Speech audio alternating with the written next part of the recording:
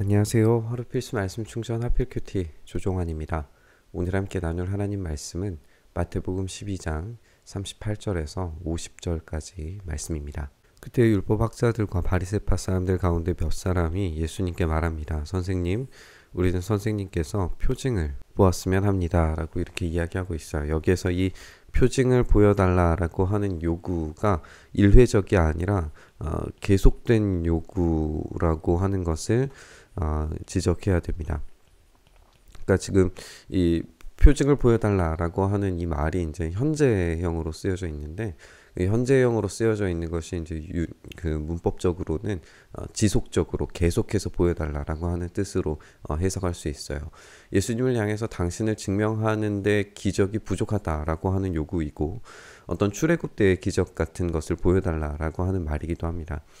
출애굽 1세대가 열재앙과 홍해의 갈라짐을 보고서 어떻게 되었는지 그 결말을 한번 생각해 봤으면 좋겠어요. 이들은 지금 계속된 요구를 하고 있고, 뭔가 대단한 하나님의 증명을 보여달라고 요구하고 있습니다. 이스라엘 백성들이 광야에서 그렇게도 많은 하나님 증명을 요구했고 그것을 경험했음에도 불구하고 이스라엘 1세대는 모두 다 광야에서 죽습니다. 이 사실을 이제 우리가 기억을 해보면 이 뒤에 나오는 예수님의 예화도 조금 더 연결성 있게 생각을 해볼 수 있을 것 같습니다. 어쨌든 그들은 표징을 구하고 있지만 사실상 불신앙을 있는 힘껏 표출하고 있는 중입니다. 예수님께서 그들에게 말씀하세요. 악하고 음란한 세대가 표징을 요구하지만 예언자 요나의 표징 밖에는 이 세대에는 아무 표징도 받지 못할 것이다 라고 예수님께서 말씀하세요. 요나 이야기 우리가 잘 알고 있죠. 사흘 낮과 밤 동안을 큰 물고기 뱃속에 있었던 것 같이 인자도 사흘 낮과 사흘 밤 동안 땅속에 있을 것이다. 예수님의 어떤 죽음을 암시하는 듯한 그런 표현이죠. 그러나 예수님께서 여기에서 죽음을 암시하시지만 어떤 부활에 대해서 이야기하지는 아직 않고 계신다는 것도 우리가 한번 생각을 해볼 수 있을 것 같아요. 아직 이것에 대한 분명한 지식이 이들에게 주어지지 않습니다. 그럼에도 불구하고 여기에서 이제 핵심적으로 더 중요하게 다뤄지는 것은 이런 예수님의 죽음과 부활에 대한 이야기보다도 회개에 대한 내용이 훨씬 더 중요하게 다뤄지고 있다는 데에 우리가 좀 초점을 맞췄으면 좋겠어요. 물론 이제 이 요나의 기적 자체가 죽음과 부활에 대한 이야기이기는 하지만 여기 이 본문에서 더 강조되는 것은 회개의 기적입니다. 심판 때에 니느웨 사람들이 이 세대와 함께 일어나서 이 세대를 정죄할 텐데 니느웨 사람들은 요나의 선포를 듣고 회개했기 때문이에요. 그런데 보아라, 여기 요나보다 더 큰 이가 있다라고 예수님께서 말씀하십니다. 니느웨 사람들의 이런 이 시대에 회개하지 않는 자들에 대한 정죄는 요나보다 지금 더 크신 분께서 선포하고 계시기 때문에 그래요. 이제 또 다른 정죄의 내용은 남방 여왕에 대한 이야기이죠. 심판 때에 남방 여왕이 이 세대와 함께 일어나서 이 세대를 정죄할 겁니다. 근데 솔로몬의 지혜를 들으려고 땅 끝에서부터 찾아왔습니다. 그런데 솔로몬보다 더 큰 이가 여기에 있다라고 지금 말씀하고 계세요. 그러니까 지금 솔로몬의 지혜를 들으려고 왔던 스바의 여왕은 참된 지혜를 찾기 위해서 솔로몬을 찾아옵니다. 그런데 솔로몬의 지혜보다 그 지혜의 근원이신 분께서 지금 말씀하고 계세요. 그럼에도 불구하고 그들은 지금 회개하지 않고 있다는 거예요. 지금 여기에서 이제 강조되고 있는 것이 회개입니다. 그들은 참되게 지금 예수님을 향하여서 참된 돌이킴을 일으켜야 됩니다. 요한이 그렇게 선포했던 것처럼 참된 회개를 통해서 하나님 나라가 지금 임하고 있다는 사실을 그들은 깨달아야 하고 보아야 됩니다. 그런데 예수님께서 그런 기적들을 통하여서 하나님 나라가 임하고 계시다는 영적인 사실들과 진리들에 대해서 가르치시기도 하시고 제자들을 부르시기도 하시고, 그리고 하나님의 나라가 지금 병든 자들과 연약한 자들을 위해서 오고 있다라고 하는 사실을 보여주고 계심에도 불구하고 그들은 그것을 바알세불의 힘이라고 이야기하면서 회개하기를 거부하고 있는 중입니다. 그렇기 때문에 이들은 회개한 이들에게서 정죄를 당하게 될 겁니다. 이 회개에 대한 내용을 예수님께서 이제 귀신과 관련된 어떤 한 이야기를 들려주심으로써 이 회개에 대한 이야기를 좀 더 확장해서 우리에게 들려주십니다. 악한 귀신이 어떤 사람에게 나왔을 때에는 쉴 곳을 찾느라고 물곳을 헤맸으나 찾지 못합니다. 악한 귀신이 나오고 찾습니다. 여기서 나왔다라고 하는 것은 일정 정도 이 악한 귀신이 한 사람에게서 쫓겨났다라고 하는 것을 우리가 상정해 볼 수 있겠죠. 이 쫓겨났다라고 하는 것에서 이제 우리가 생각을 해볼 수 있는 건 예수님께서 질병의 치유, 그리고 보지 못하고 듣지 못하고 손이 말라버린 사람들을 치유하시는 모든 기적의 과정들 가운데에서 그 병들었던 것이 그 시대의 어떤 영적인 상태와 연결되어져 있고 귀신과 연결되어져 있다는 것, 그리고 우상 숭배와 연결되어져 있다는 것, 이것을 우리가 마태복음 우리 기적의 본문들을 다루면서 함께 나눴던 내용들인데 그것에서부터 치유됐다라고 하는 거죠. 그 치유를 경험했기 때문에 이 악한 귀신은 지금 쉴 곳을 찾느라고 물 없는 곳, 아마도 이제 광야라고 생각을 해볼 수 있겠죠. 이런 광야를 헤매고 있는 중이지만 찾지 못합니다. 쉴 곳이 없다라고 그렇게 말하고 있어요. 그래서 그는 말하기를 내가 나온 집으로 되돌아가겠다 하고 돌아와서 보니까 그 집은 비어 있고 말끔히 치워지고 정돈되어져 있습니다. 여기에서 우리가 이제 생각할 수 있는 것은 이곳이 지금 비어 있고 치워지고 정돈되어져 있어서 누군가 들어와서 살 수 있는 형태가 되어져 있다라는 거죠. 이스라엘이 지금 하나님 나라의 확장을 경험하면서 귀신들이 쫓겨나고 기적을 경험하고 하나님 말씀을 들음으로써 그들의 영혼이 치워지고 또 정결해지고 그 안에서 하나님 나라의 임재를 지금 경험하고 있지만 그들 안에 지금 순종과 복종을 통해서 그들의 삶이 채워지는 것을 경험해야 돼요. 이것이 이제 우리가 제자가 되는 삶이고 좁은 길이라고 그렇게 함께 나눠 왔습니다. 그러니까 지금 이 제자가 되는 길, 좁은 길을 통해서 이 순종과 복종을 통하여서 이 치워지고 정돈된 집이 더 풍성한 삶을 살 수 있는 공간으로 만들어져야 되는데 그런 제자도가 없다는 점이에요. 우리가 이 이야기를 듣고 있는 무리들을 생각을 해보면 예수님께 치유되기를 원해서 쫓아다니기는 해도 그들의 삶 전부가 예수 그리스도로 가득 채워지는 제자로서의 어떤 결단에서는 항상 머뭇거리고 있다는 점을 우리가 지적을 해왔잖아요. 그러니까 이런 모습을 보여주고 있는 거예요. 어떤 회개가 치워지는 데서 끝나는 것이 아니라 이런 순종과 복종을 통하여서 제자로 살아가는 삶 전반을 이야기하는 것이라는 걸 우리가 알 수 있죠. 그래서 그는 가서 자기보다 더 악한 다른 귀신 7을 데리고 와서 그 집에 들어가서 거기에 자리를 잡고 삽니다. 그래서 그 사람의 나중 형편이 처음보다 더 비참하게 됩니다. 이 악한 세대도 그렇게 될 것이다.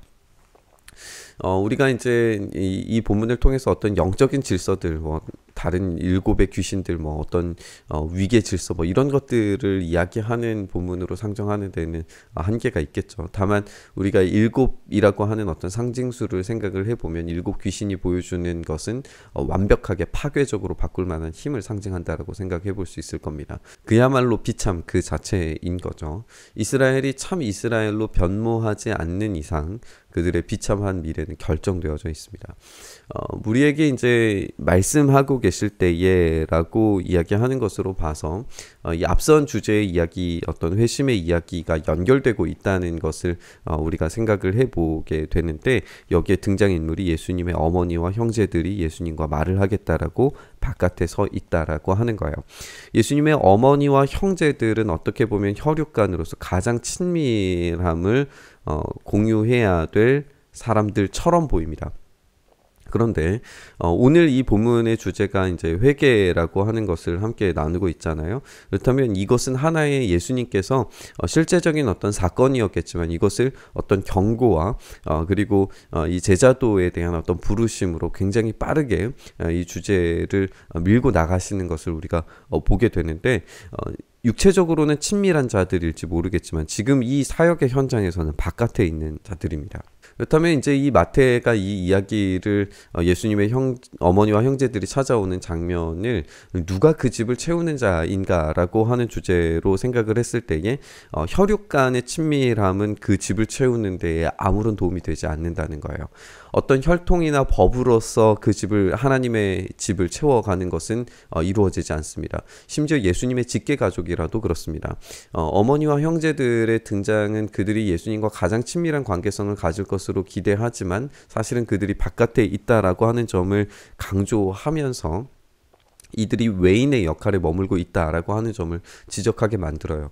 마가복음은 훨씬 이들의 적대적인 성격을 부각해서 예수님을 미쳤다라고 생각했다, 그렇게 지적을 합니다. 어떤 사람이 예수님께 와서 보십시오, 선생님의 어머니와 형제들이 선생님과 말을 하겠다고 바깥에 서 있습니다 라고 이렇게 이야기하니까 그 말을 전해준 사람에게 예수님께 말씀하십니다.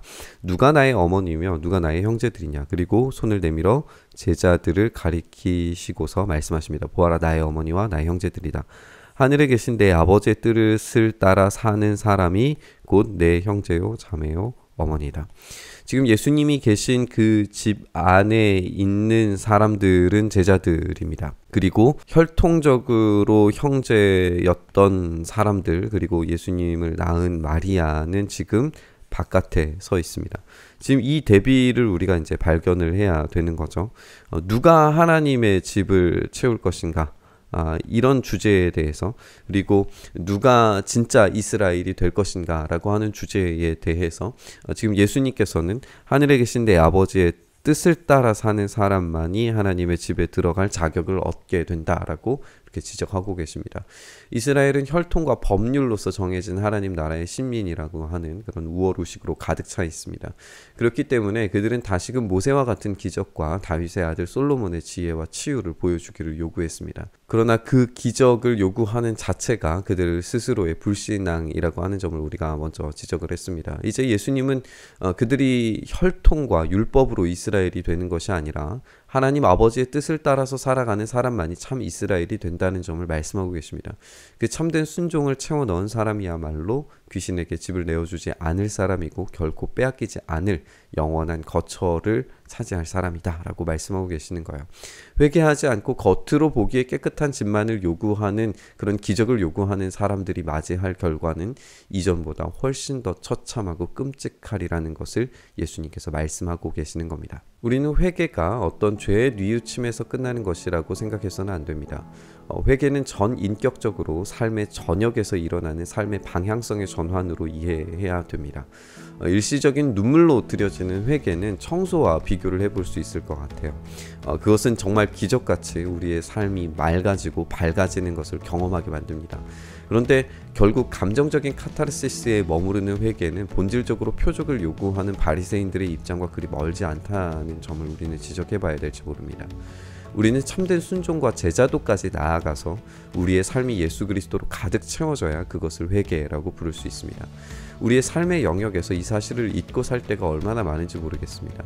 그런 연약함을 인정하고 고백하고 우리 주님의 도우심을 구한다면 우리는 아직 나쁘지 않은 상태라고 볼 겁니다. 그런데 일시적인 회개로 모든 것을 해결할 수 있다라고 하는 태도는 성경적으로 굉장히 심각한 오류를 가지고 있다는 점을 우리는 강조해서 이야기해야 됩니다. 지금 우리 사회에서 회개에 대한 이런 오해를 만들고 있지 않나 생각을 해봅니다. 많은 미디어와 매체들은 이런 잘못된 회개를 기독교의 회개라고 생각을 합니다. 그저 기도하기만 하면, 그저 말하기만 하면 모든 것이 해결된다라고 하는 그런 방식의 생각인 거죠. 우리의 회개가 우리의 삶의 체계를 뒤바꾸어 놓는 일이고, 참된 제자도를 통해서 우리의 삶이 예수 그리스도를 닮아가는 전 인격적인 평생의 과정이라는 사실을 우리가 배우고 또 보여줘야 됩니다. 그렇지 않는다면 이 잘못된 회개의 전파가 예수 그리스도께로 돌아오는 그 모든 과정의 걸림돌이 되고 말 겁니다. 그것은 이전보다 훨씬 더 끔찍한 일이 되겠죠. 그런 잘못된 회개의 전파는 어쩌면 우리가 어제 나눈 것처럼 정말 끔찍한 신성모독과 별반 다르지 않을지도 모릅니다. 오늘 우리의 삶이 깨끗하고 정돈된 삶을 넘어서 예수 그리스도만으로 가득 채워지는 삶이 되기를 바라면서 묵상했으면 좋겠습니다. 그래서 정돈되고 깨끗해진 데에서 끝나는 것이 아니라 참된 제자도로 말미암아 예수 그리스도의 형제요 자매로 그런 하나님 나라의 집을 차지한 자로, 그 풍성한 삶을 누리는 자로 우리의 삶이 나아갔으면 좋겠습니다.